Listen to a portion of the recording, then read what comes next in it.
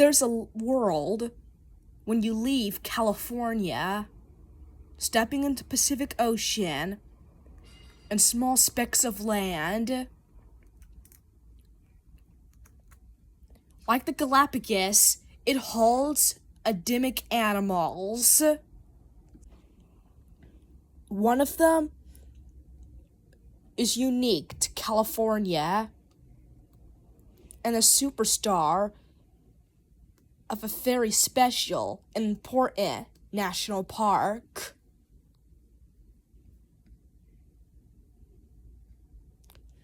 One I've never filmed before. There's nowhere else where you can find these critters but here. He is a Channel Island fox. The animal of a comeback story in Channel Islands National Park that almost disappeared. Now these foxes get to live by restoring their home. These foxes normally eat fruit, and they disperse seeds.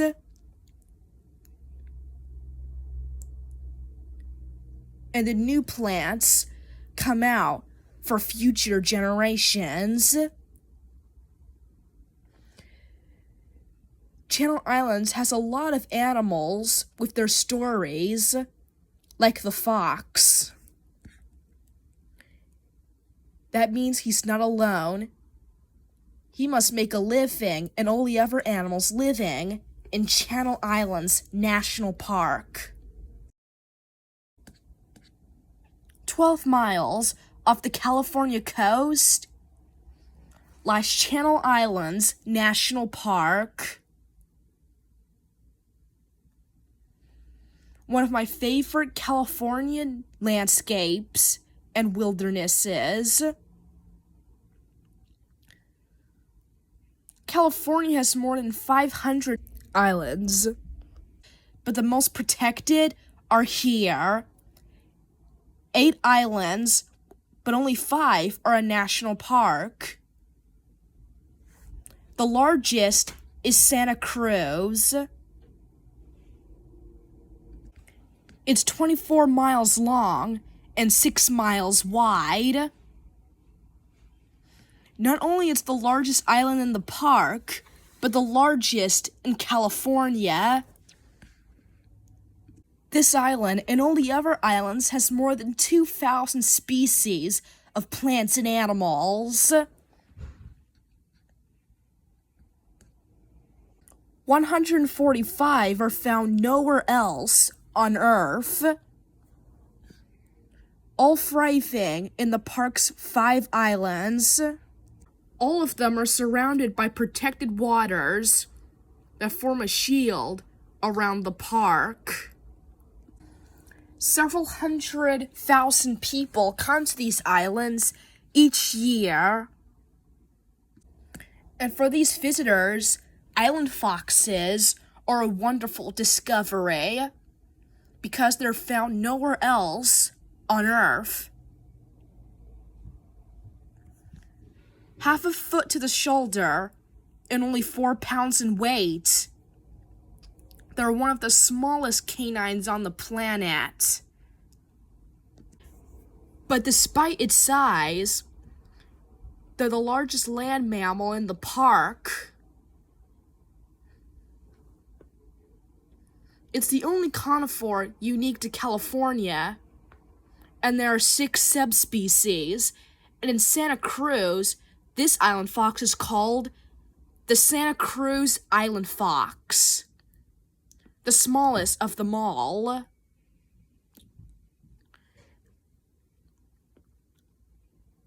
This little guy is on the search for food, and he's hungry.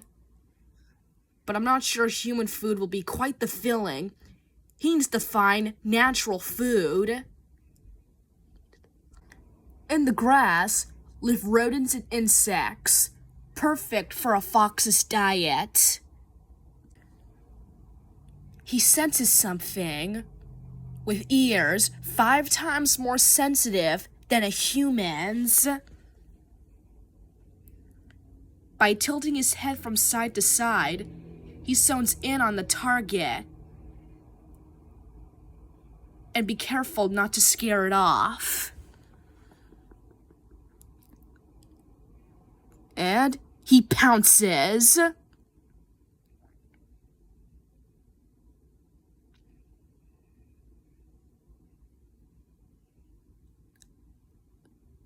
Success.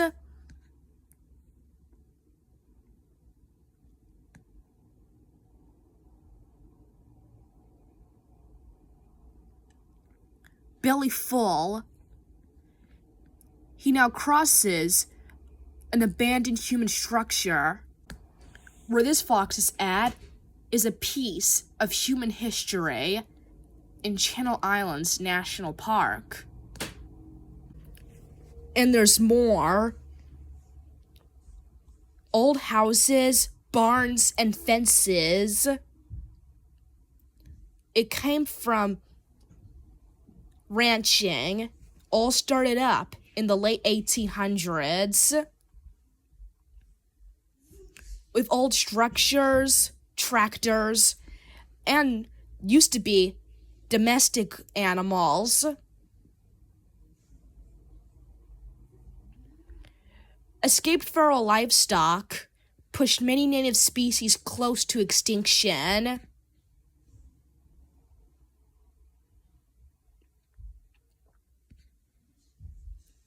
Then, in 1980, President Jimmy Carter established the 5 Islands as a national park. After that, ranching ended, and people come here only to explore its wonders. But that didn't mean the islands were really abandoned before ranching started. For more than 1,000 years, the islands were inhabited by the seafaring Chumash people. Some of the first people to ever been in this wonderful land, making it as their home.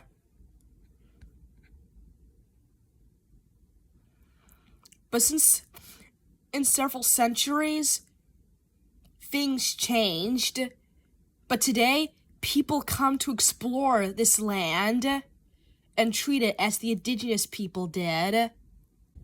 Today, the old things of ranching are served as a wonderful home of native locals like the Channel Island fox.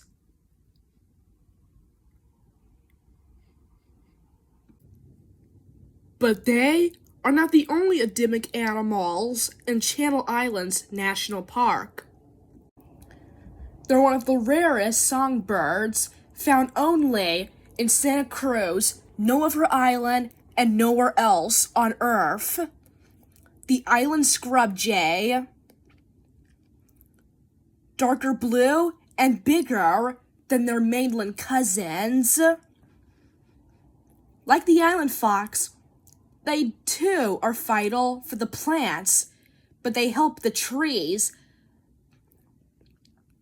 digging seeds underground, some to eat, but the rest, they just let them grow into trees with food for future generations. And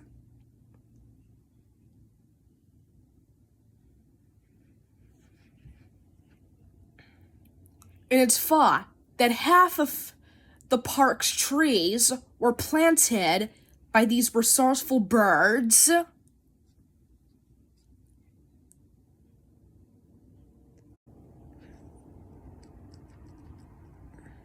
Although ranching did cause problems for the jays' neighbors, it wasn't the domestic animals that nearly exterminated foxes across the islands.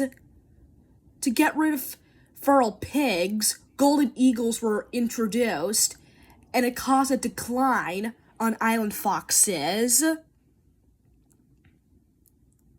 At the low point, less than 80 island foxes survived on Santa Cruz.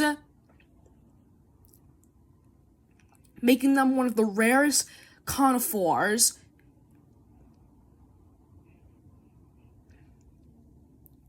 The island fox's fate looked sealed.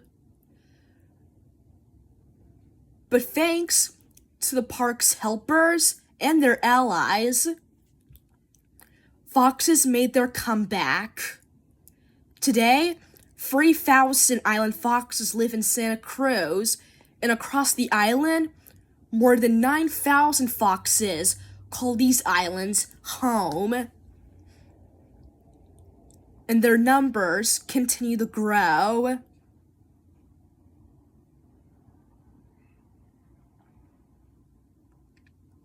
People get to see them adorable.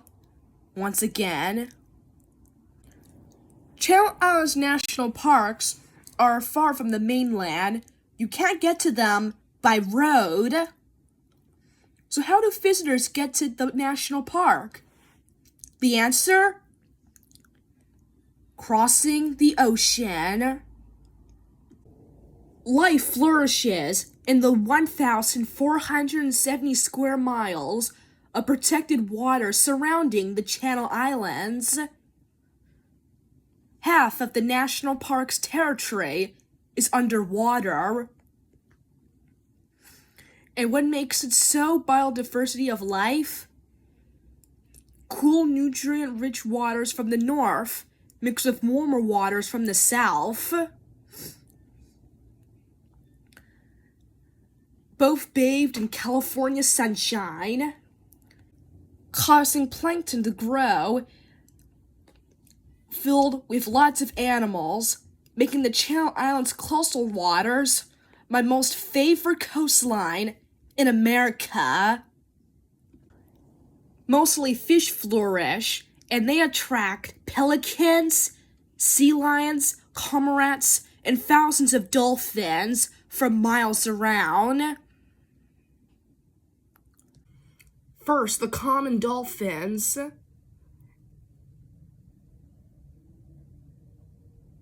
And the Californian sea lions draw the fish up to the surface where pelicans and other seabirds can get a hold of. And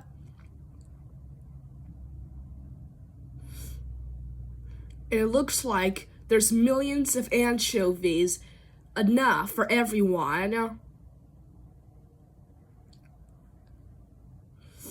Thanks to the plankton which the fish feed. Oh, I see something. Blue. I see Gathering in such big numbers, they draw thousands of seabirds and thousands of dolphins.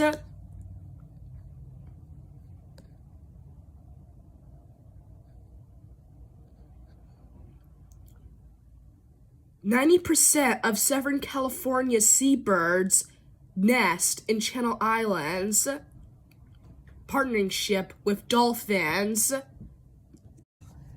And only a few cities in California has harbors where you can take a boat to Channel Islands National Park.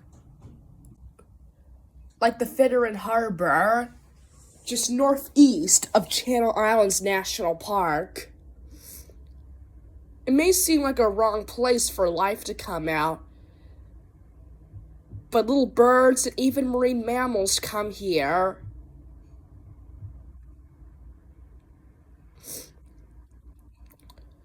Though some harbors are less protected than some.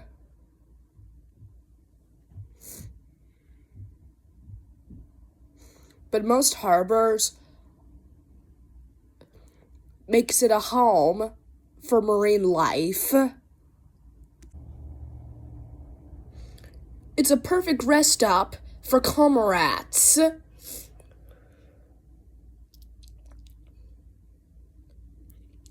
A good little seabird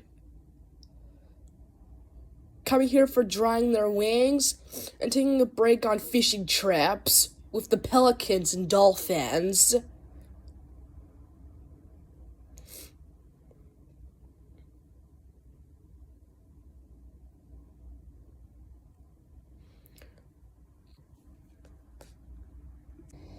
And even Californian sea lions come here too. also to take a break on fishing trips.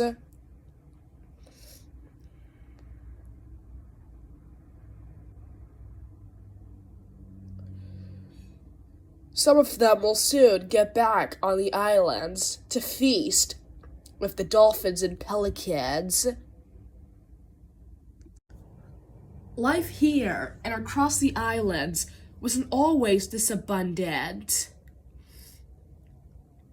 50 years ago, the California brown pelicans and other seabirds were on the brink of being wiped out.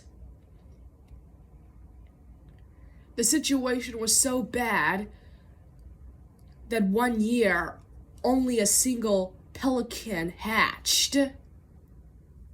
Scientists pinpoint it was a pesticide called DDT that caused the pelicans to decline. They were considered an endangered species in 1970. But in 1972, DDT was banned, and a remarkable recovery was made on the pelicans. Today, an incredible 13,000 breeding pairs live on the islands.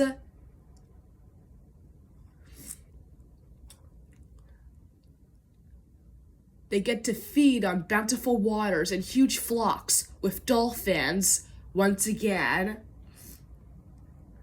And thanks to that remarkable recovery, in 2009, California brown pelicans have been officially removed from the federal endangered list. Channel Islands is the only place where brown pelicans in the Pacific Ocean breed.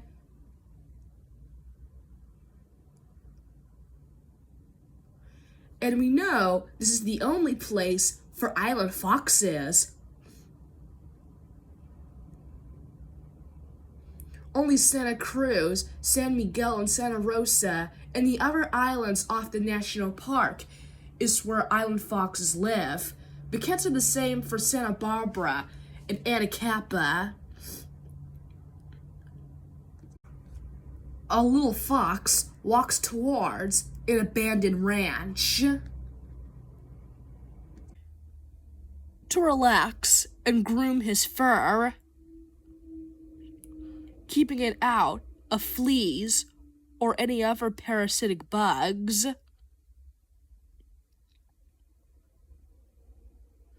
And always be the lookout for trouble.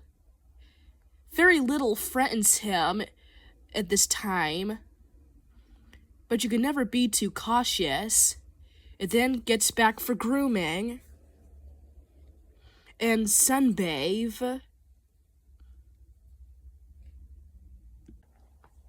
Soon, when he's a bit older, he'll be finding a female for life, and he'll be grooming her too. Foxes do that for their social bonds, even though they're mostly solitary creatures.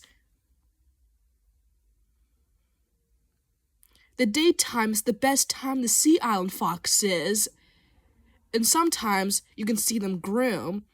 Unlike their gray fox cousins, who are nocturnal predators and are at the dark because of predators, island foxes have few predators, so that means they stay at the open all day long. Oh yeah, that's the spot.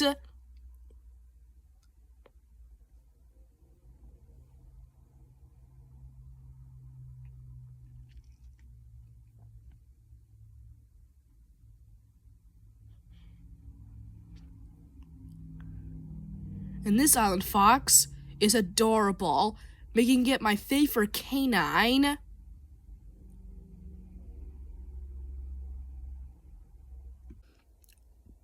There are lots of native life in Channel Islands National Park,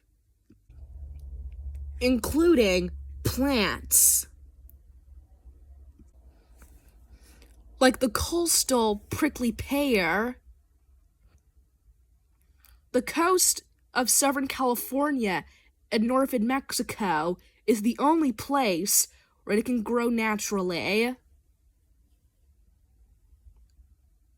Inside of them, water, with thorns protecting their water sources.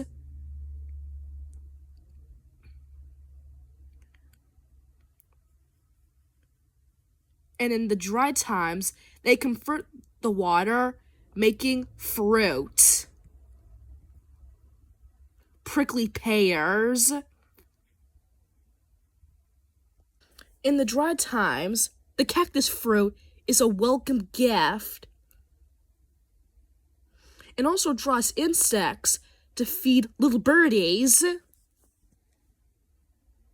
And the thorns could trap any bigger animals for big birds.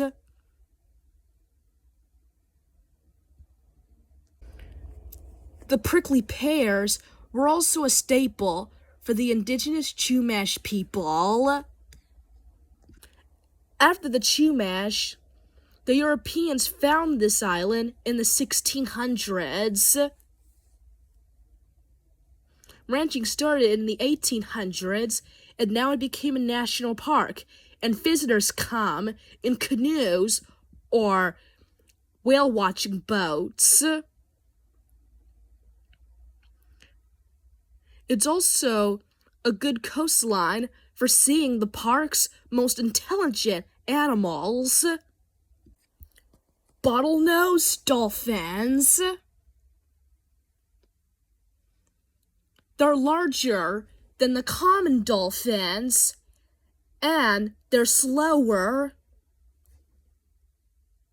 but they're smart. In Channel Islands, they form groups, about 100 strong, forming up a Californian tradition. To find what they need waves, but the only close ones are caused by boat propellers. It's a dangerous obstacle for some animals, but not for the dolphins. Picking the waves from the surface of the propellers, these dolphins can play safely.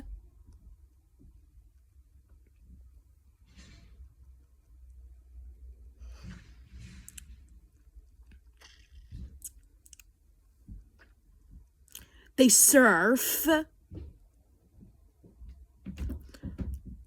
and jump like an Olympic player playing the Olympics in the California coast. These dolphins have made up their own Olympic Games, and this is one of them I have filmed. They surf.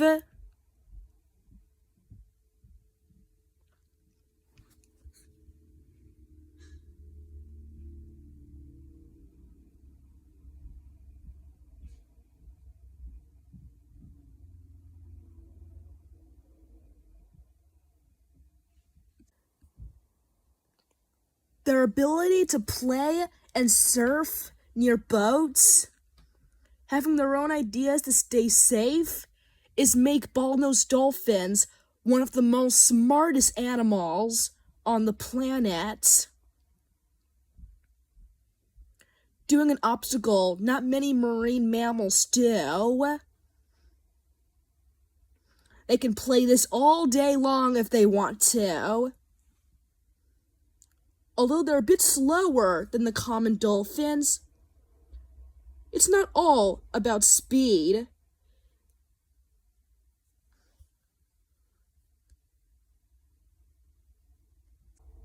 Though they do have to feast soon with the pelicans and the more larger pods of common dolphins.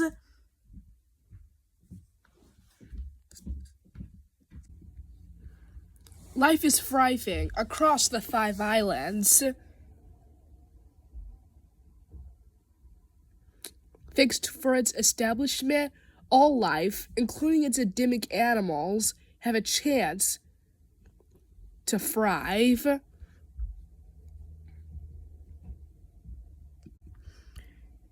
And by protecting the islands and the areas near them, meaning intelligent animals get to play another day. And by protecting the fish near it, meaning all life can get their bountiful share. And giving enough space for well-timed adventures.